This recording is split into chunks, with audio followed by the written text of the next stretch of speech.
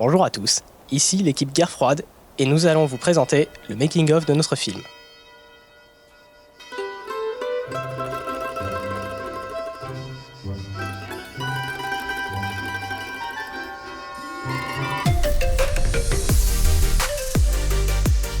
Ce film, c'est notre film de fin d'études qu'on fait pendant la 5e année. C'est un film de 5 minutes à peu près. On a commencé à réfléchir au scénario fin juin de l'année dernière, donc en 4e année. Et on a toute l'année scolaire de septembre jusqu'à juin pour faire ce film.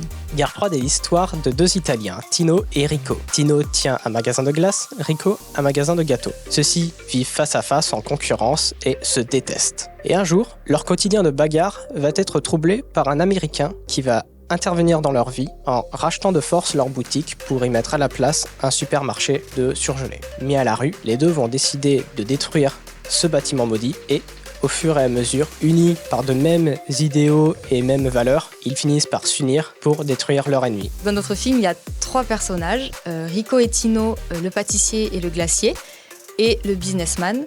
Les 2 Italiens, on les a pensés à la fois complémentaires et à la fois très opposés, comme par exemple les 2 personnages d'Astérix et Obélix. Mais pour autant, ils sont faits du même bois et ils sont en totale opposition avec le businessman qui, lui, c'est vraiment la droiture, un être très froid et on l'a vraiment pensé comme un businessman typique. Pour les rôles dans ce film, ça s'est fait assez naturellement parce que chacun a des préférences et des spécialités. Donc on a écouté ce que chacun aimait faire et les rôles se sont donnés comme ça. On a travaillé toute l'équipe ensemble sur la pré-production, donc la phase de concept, de character design, storyboard. Les principaux défis, ça a été au niveau de la DA, pour moi en tout cas. On a dû essayer de trouver 2 ambiances qui contrastent un maximum de par la couleur, la saturation, mais aussi les formes.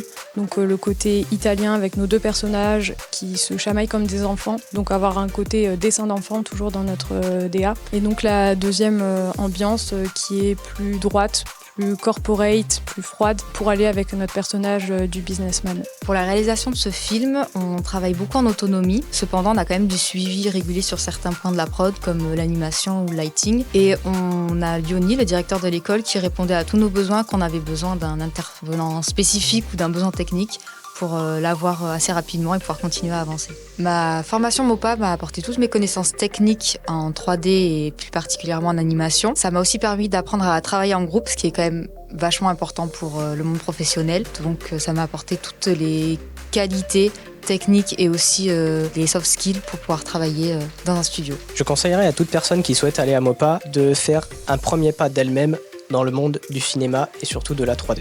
De s'intéresser aux logiciels, aux noms, aux techniques, afin de garder un esprit toujours ouvert nécessaire à chaque production. Il faut voir un peu plus loin et se servir de cette base de MOPA pour gravir petit à petit ce monde de la technique.